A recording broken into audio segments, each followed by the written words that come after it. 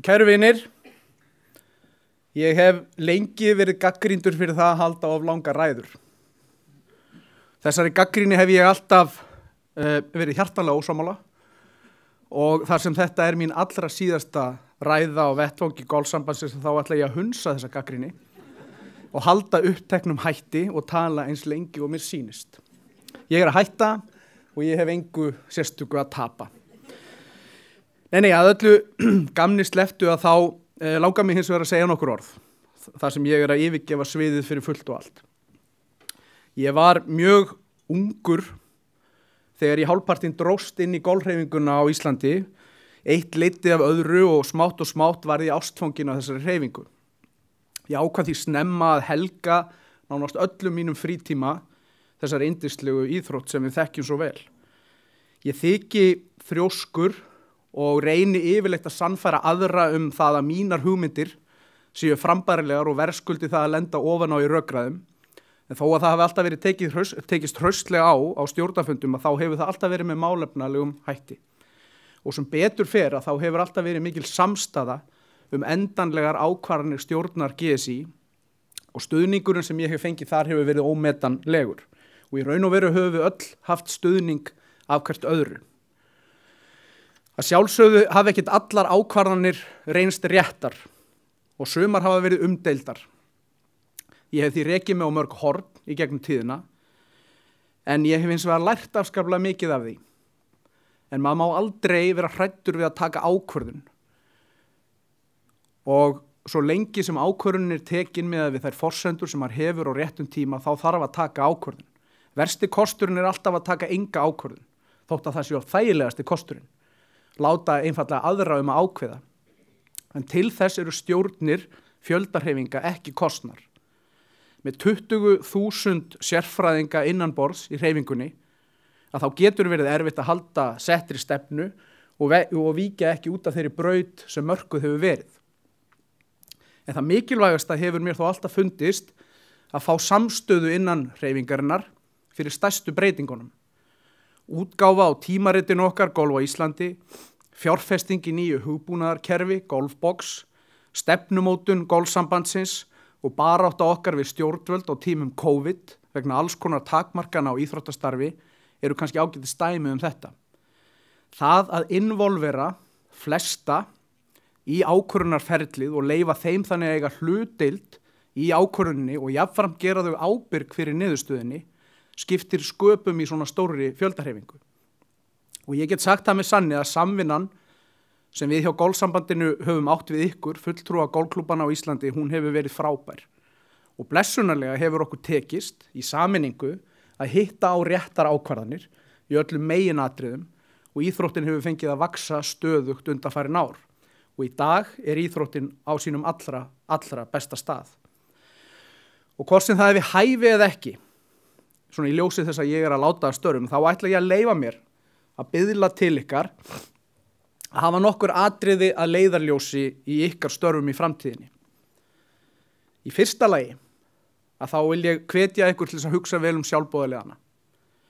Aldrei láta þá gleyma því hversu miklu máli þeir skipta. Við þurfum stöðugt að minna okkur á það að án þeirra mun þessi íþrótt ekki halda áfram að dafna. Aldrei líta á sjálfboðaliðana sem sjálfsagðan hlut og ekki gleyma að þakka þeim fyrir þeirra störf. Taki vel á móti sjálfboðaliðum annara golfklúbba þegar þeir mæta á ykkar golfvöll og bjóðið á velkomna.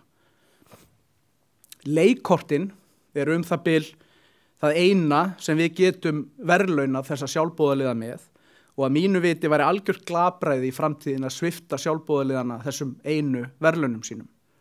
Og jafnvel þó það kosti okkur einhver tekjumissi í formi vallargjalda á hverju ári, en þá skulum við hafa hugfast að með hverju einasta árinu sem líður að þá verður erfiðara og erfiðara að fá sjálfboðaliða til starfa til þess að vinna fyrir okkur án nokkurs endurgjalds og við viljum ekki vakna upp við það eftir nokkur ár að sjálfboðaliðarnir eru horfnir á braut. Í öðru lagi, ekki gleyma því að golf er fyrst og fremst íþróttagrein og þetta er keppnisíþrótt. Þar á eftir er hún afþreying. Golfklúbbar eru íþróttafélög og hafa sem slík ákveðnum skyldum að gegna. Við getum ekki valið það hvenar við kjósum að kalla okkur íþrótt og hvenar við erum vettfangur miðaldra fólks í góðum holdum sem leikur sér á landsvæðum í opinberri eigu og drekkur hvítvín og bjór á eftir. Í samskiptum við þau opinbera að þá erum við í harðri samkeppni við aðrar íþróttagreinar og ef okkar bestu kylfingar ná ekki árangri eða vekja ekki eftirtekt, þá mun okkur ekkert ganga að ná eyrum stjórnmálamanna í því skyni að betrumbæta aðstöðun okkar. Grundvöllur golfíþróttarinnar keppni afreksfólks, það það sem íþrótt gengur út á. Og afreksfólks á öllum aldri, við erum svo heppin í golfíþróttinni að hafa afreksfólk á öllum aldri, ólíkt öðrum íþróttagreinum. Og þótt flest okkar leiki íþróttina eingöngu í afþreyingaskyni. Þannig að hugum vel að okkar bestu kylfingum og styðjum þá með öllum ráðum í mjög hörðum heimi afreks íþrótta. Verið dugleg við að bjóða þessum kylfingum á golfvellin ykkar. Bjóðið golfvellina ykkar undir keppni til þessa fólks og hugsið minna það hvað þið fáið greitt í staðinn. Ef félagsmennirnir ykkar eru að kvarta undan því að vellirnir þurfa að loka í nokkra daga vegna Íslandsmóts í golfi, að þá eru þið ekki nógu dugleg við að sannfæra ykkar félagsmenn að félagsmennirnir eru hluti af íþróttafélagi, ekki sveitaklúbbi. Og í dæmaskinni get ég sagt ykkur það að Evrópumót kvennalandsliða í sumar var haldið á Royal County Down golfvellinum í Norður Írlandi og þetta sama mót og haldið var á Urriðavelli árið 2016. Fyrir þau ykkar sem ekki vita þá hefur Royal County Down verið valinn besti golfvöllur heims af öllum helstu golftímaritum undanfarin 10 ár, sem þýðir það að hann óhemju eftirsóknarverður. Allir rástímar á golfvellinum eru uppbókaðir 12 mánuði fram í tíman og eitt vallargjald á vellinum kostar 290 pund eða 51.000 krónur, sem þýðir að það kostar 204.000 krónur eitt hol. Sé miðað við rástíma frá klukkan 7 á morgnana til klukkan 4 á daginn og eins og áður sagði þá eru allir þessi rástímar löngu uppseldir, að þá gera það 54 rástímar á dag. Vellinum lokað í 9 daga út af Evrópumóti í golfi. Og það hafði í för með sér í þessu tilviki að Royal County Down varð af tekjum vegna vallagjalda sem námu samtals 99,1 milljón króna. Og klúbburinn, hann hefur óskað eftir því að fá Evrópumót á hverju einasta ári. Og akkur ætli það sé, jú, það vegna þess að félagsmennirnir telja það skyldu sína að bjóða sinn golfvöll, sem besti golfvöllur í heimi, undir keppni fyrir bestu kylfinga í heimi. Og þeir njóta þess að fá að horfa á þessa kylfinga leika á þeirra eigin heimavelli. Og af hverju ég að nefna þetta? Jú, til þess að setja þetta í smá samhengi við okkar aðstæður. Jú, íslenski golfklúbbar tapa peningum í vallagjöldum við að halda golfmót fyrir bestu kylfingan okkar, en það skiptir engu máli í stóra samhenginu. Aldrei kæmi það til greina hjá handbolta eða fótboltafélagi hætta við að halda heimaleiki vegna þess að félagsmennirnir komast ekki í bumbubolta helgar eða það ekki hægt að leigja út íþróttasalinn á kvöldin. Þetta einfaldlega órjúvanlegur hluti þess að reka íþróttafélag. Það kostar peninga en ávinningurinn hann sá að íþróttin styrkist og dafnar. Og allt eru þetta hlekkir í sömu keðjunni. Hugtakið íþróttafélag ekki til þess að nota sem eitthvað spari á hátíðisdögum þegar okkur langar til þess að sækja fé í opinbera sjóði. Annaðhvort erum við íþróttahreyfing eða við erum það ekki. Og í þriðja og síðasta lagi, ekki gleyma gildunum og hefðunum sem golfíþróttin reist á. Golfíþróttin hefur verið stunduð í mörg 100 ár og ástæða þess að íþróttin eins vinsæl og raun ber vitni sú að allir sem á undan okkur voru að þeir stóðu vörð það hvernig golfíþróttin var leikin. Aðal áhersla okkar á ekki að vera á það hverjir leika íþróttina, heldur hvernig íþróttin leikin. Ég ætla að segja þetta aftur. Það skiptir ekki öllu máli hverjir stunda golf, heldur hvernig golf stundað. Við eigum ekki að breyta íþróttinni svo fleiri hafi hugsanlega áhuga á því að stundana. Og með þessu ég þó ekki að segja það að við eigum ekki að þróast með tímanum. en fegurð golfíþróttarinnar og saga hennar, hún stendur fyrir sínu og það akkurat þess vegna sem þetta svona vinsælt sport. Við þurfum því, að mínu mati, að standa af okkur tískubylgjur og veita ekki afslátt af íþróttinni. Við skulum ekki breyta henni til þess að draga fólkin í íþróttina sem kortið hefur engan áhuga á stundana.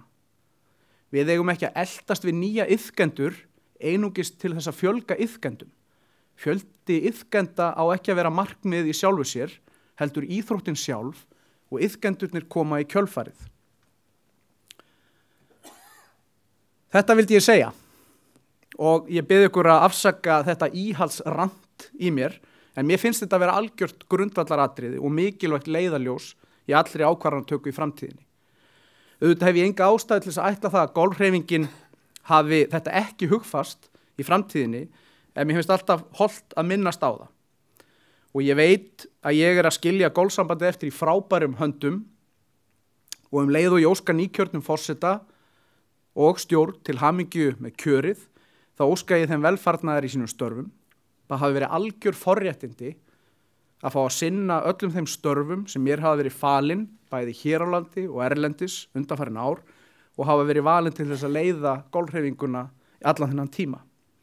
Þannig ágætu vinir, það alltaf við hæfið að ljúka ræðu á merkilegri tilvitnun í merkilegt fólk og ég ætla að gera það núna. Einn af okkar allra bestu kylfingum sagði við mig í fyrradag þegar ég rakst á hana á förnum vegi: mér finnst bara eins og þú hafir alltaf verið forseti GSÍ. Þetta var Guðrún Brá Björgvinsdóttir. Hún auðvitað yngri en flestir hér inni og þótt hún hafi auðvitað meint þetta vel og yrði örugglega reið út í mig fyrir að ýja að því að hún væri orðin eitthvað leið á mér, þá fannst mér þetta samt ágætis staðfesting á því að nú væri komin tími til þess að segja þetta gott.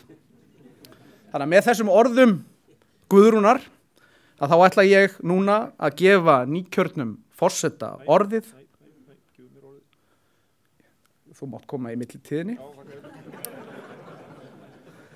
Og ég mun láta það í umboði þingforseta í hennar hæfu hendur að slíta þessu þingi.